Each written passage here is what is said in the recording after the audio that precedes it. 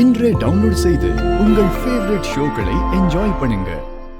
மவனே, சாமுண்டீஸ்வரி பேங்க்ல இருந்து பணத்தை எடுக்க கூடாது.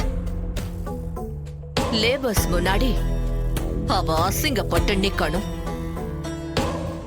அதுக்கு என்ன பண்ணணுமோ அத பண்ணு மவனே. கண்டிப்பா பண்றேன் சித்தி. அந்த டிரைவராலையும் சாமுண்டீஸ்வரியாலையும் ஜெயிலுக்கு போய் அசிங்கப்பட்டு வந்திருக்கேன். அவங்கள பழித்திக்காம விட மாட்டேன். மவனே, இந்த விஷயத்திலையாவது ஜெயிச்சு காட்டு. அவங்க ரெண்டு பேரையும் சும்மா விட்டுறாத. சித்தி, இந்த தடவை என்ன பண்றேன்னு மட்டும் பாருங்க. சித்தப்பா வாங்க. சந்திரா வரேன். என் அக்கவுண்ட்ல இருந்து ஒரு ஹியூஜ் அமௌண்ட் வித்ட்ரா பண்ண வேண்டியிருக்கு. அதான் நேர்ல வந்திருக்கேன். ஹியூஜ் அமௌண்ட்னா எவ்வளவு மேடம்? 5 கோடி ரூபாய் எடுக்கணும். நாளைக்கு என் கம்பெனில வேலை செய்யற லேபர்ஸ்க்கெல்லாம் போனஸ் தரணும். அதான் இவ்ளோ அமௌண்ட் தேவைப்படுது. இப்பெல்லாம் நாங்க எவ்வளவு அமௌண்ட் லிக்விட் கேஷா தரது இல்ல. வேணா ஆன்லைன்ல டிரான்ஸ்ஃபர் பண்ணிக்கலாம். அதான் உங்களுக்கு ரிஸ்க் இருக்காது மேடம். சார், நீங்க சொல்றது எனக்கும் தெரியாம இல்ல.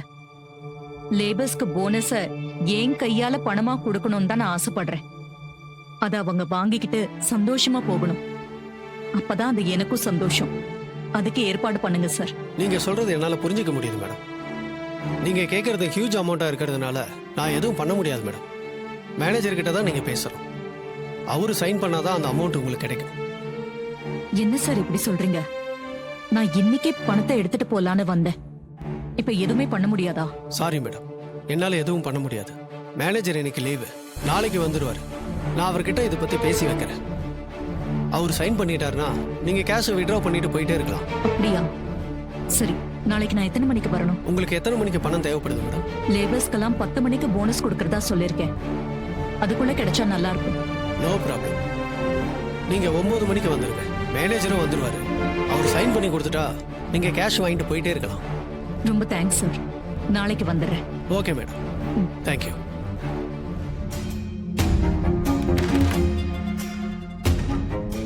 சித்தப்பா, அந்த சாமுண்டீஸ்வரி கைக்கு நாளைக்கு பணம் கிடைக்க கூடாது. அதுக்கு ஏதாவது பண்ணணும். மவனே, இதுக்கே நீ அழட்டிக்கிற. மவனே, அந்த மேனேஜரை பார்த்து ஒரு பெரிய அமௌண்டா கையில திணிச்சோன்னு வச்சுக்கீங்க. அந்த ஆள் ஏதாவது காரணத்தை சொல்லி கையெழுத்து போடாம தட்டி கழிச்சிட போறான். அப்புறம் அந்த சாமுண்டீஸ்வரி தொழிலாளர்கள் முன்னாடி அசிங்கப்பட்டு நிக்கிறத நாம பார்த்து ரசிக்க போறோம். ஆமா சித்தப்பா, இந்த விஷயத்திலேயாவது நாம ஜெயிக்கணும்.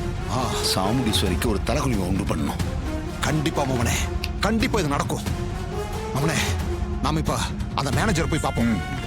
போங்க போங்க. போ போ போ போ. பாட்டி, எப்படி இருக்கீங்க? நல்லா இருக்கீங்களா? நான் நல்லா இருக்கேன்டா கண்ணு. அங்க நீ, உன் புருஷன், உங்க அப்பா அம்மா எல்லாரும் எப்படி இருக்காங்க? எல்லாரும் நல்லா இருக்காங்க பாட்டி. அங்க துர்காவும் நவீனும் எப்படி இருக்காங்க? அவளை பத்தி பேசதாம போன் பண்ண. ஏன் பாட்டி, ஏதாவது பிரச்சனையா? பிரச்சனை எல்லாம் ஒண்ணும் இல்லம்மா. ஆனா துர்கா மனசுலதான் ஏதோ ஏக்கம் இருக்கு. ஏக்கமா? என்ன பாட்டி சொல்றீங்க? கொஞ்ச நாள்ல தீபாவளி வருது இல்ல? ஆமா. இந்த தீபாவளி அவளுக்கும் தலை தீபாவளி இல்லம்மா. இந்த நேரத்துல அவ உங்களோட அங்க வீட்டுல இருக்கணும்னு ஆசைப்படுறா. தீபாவளிக்கு உங்க அம்மா எல்லாருக்கும் புடவை வாங்கி கொடுப்பாளாமே, அவ கையால புடவை வாங்கிக்கணும்னு ஆசைப்படுறா. நான் சொன்னேன், நான் உனக்கு புடவை வாங்கி கொடுக்குறேன்டா கண்ணுன்னு. இல்ல பாட்டி, எனக்கு எங்க அம்மா கையால புடவை வாங்கி கட்டணும்னு ஆசையா இருக்குன்னு சொல்றா. இப்ப துர்கா எங்க இருக்கா பாட்டி? அவ பின்பக்கம் உட்காந்துருக்காமா. சரி, நான் துர்காக்கு போன் பண்ணிக்கிறேன். சரிடா கண்ணு, சரிடா கண்ணு. அக்கா, சொல்லுக்கா. பாட்டி, நீ ஏதோ வருத்தத்துல இருக்கிற மாதிரி சொன்னாங்க. எதை பத்திக்கா கேக்குற? இந்த வருஷம் தீபாவளிக்கு அம்மா கையால புடவை வாங்கி கட்டிக்க ஆசைப்படுறதா பாட்டி சொன்னாங்க. ஆமாக்கா, பாட்டி கிட்ட என் ஆசைய சொன்னேன். ஆனா அது நடக்குமா நடக்காதான்னு தான் தெரியல. இப்ப இருக்கிற சிச்சுவேஷன்ல நீ நினைக்கிறது நடக்க வாய்ப்பில்லைன்னு தான் எனக்கு தோணுது. பாட்டி வீடும் நம்ம வீடுதான். அங்கேயே தீபாவளி கொண்டாடலாம். முடிஞ்சா நாங்களும் அங்க வரோம். ஒரு நிமிஷம். துர்கா தான் பேசினா. அவளுக்கும் இது தலை தீபாவளியில. அம்மா இங்க எல்லாருக்கும் தீபாவளிக்கு புது புடவை எடுத்து கொடுப்பாங்க. நாங்களும் அதை சந்தோஷமா கட்டிக்கிட்டு பட்டாசு வெடிச்சு தீபாவளிய சந்தோஷமா கொண்டாடுவோம். இந்த வருஷமும் அம்மா கையால புடவை வாங்கி கட்டிக்கணும்னு துர்கா ஆசைப்படுறதா சொன்னா. ஆனா சுச்சுவேஷன் சரியில்லாம இருக்கு. அதான் யோசிச்சுட்டு இருக்கேன். சரி கொடு, நான் பேசுறேன். ராஜா பேசுறாரு, ஒரு நிமிஷம். ஹலோ துர்கா, எப்படி இருக்க? நல்லா இருக்க மாமா. ரேவதி புடவை விஷயத்த சொன்னா. ஆமா மாமா. எப்பவும் போல இந்த வருஷ தீபாவளிக்கும் அம்மா கையால புடவை வாங்கி கட்டிக்கணும்னு ஆசைப்படுறேன். ஆனா அம்மாக்கு என் மேல இருக்கிற கோபம் இன்னும் தீரல.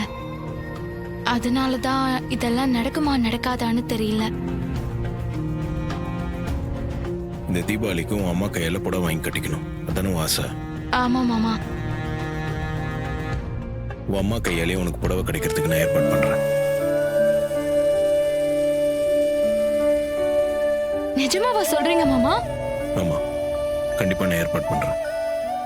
நீ மனசு போட்டு குழப்பிட்டு இருக்காத, சந்தோஷமா இரு. இந்த வருஷம் உன் தலை தீபாவளியா உன் அம்மா கொடுக்குற புடவையை கட்டிக்கிட்டு நீ சந்தோஷமா கொண்டாடலாம். கேட்கவே ரொம்ப சந்தோஷமா இருக்கு மாமா. ரொம்ப தேங்க்ஸ் மாமா. சரி, வச்சிடுறேன். சரிங்க மாமா. நீ பாட்டுக்கு அம்மா கையால புடவை கிடைக்கிற மாதிரி ஏற்பாடு பண்றேன்னு துர்கா கிட்ட சொல்லிட்டேன். இப்ப இருக்கிற சூழ்நிலையில இதெல்லாம் நடக்கிற காரியமா?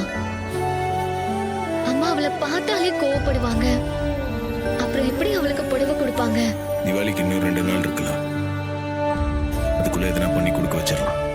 அப்போ எந்த ஐடியாவும் இல்லாம தான் அவகிட்ட கான்பிடென்ட்டா சொன்னியா? எந்த தைரியத்துல அப்படி சொன்ன? நான் அப்படி சொன்னதால அவ எவ்வளவு சந்தோஷப்பட்டா தெரியுமா? இந்த 2 நாளும் அவ ரொம்ப சந்தோஷமா தான் இருப்பா. அதுக்குள்ள எதனா பிளான் பண்ணி அத்தை கையால் அவளுக்கு புடவை கிடைக்கிற மாதிரி பண்ணிடலாம். யார் மனசும் கஷ்டப்படாம சந்தோஷமா இருக்கணும்னு நினைக்கிறேன். ஆனா ஏன் மனசு மட்டும் கஷ்டப்படுத்திட்டே இருக்கியே, இது நியாயமா? உன் மனசை நான் என்ன கஷ்டப்படுத்தினேன்? ஏ, உனக்கு எதுவும் ஞாபகம் இல்லையா? நீ எதை பத்தி கேக்குறேன்னு எனக்கு புரியல. ஹாஸ்பிட்டல்ல குழந்தைய பெத்துக்கிறத பத்தி சொன்னனே, அது ஞாபகம் இல்லையா? வீணா எதையாவது கற்பனை பண்ணிட்டு இருக்காங்க, அப்புறம் நீ தான் கஷ்டப்படுவ.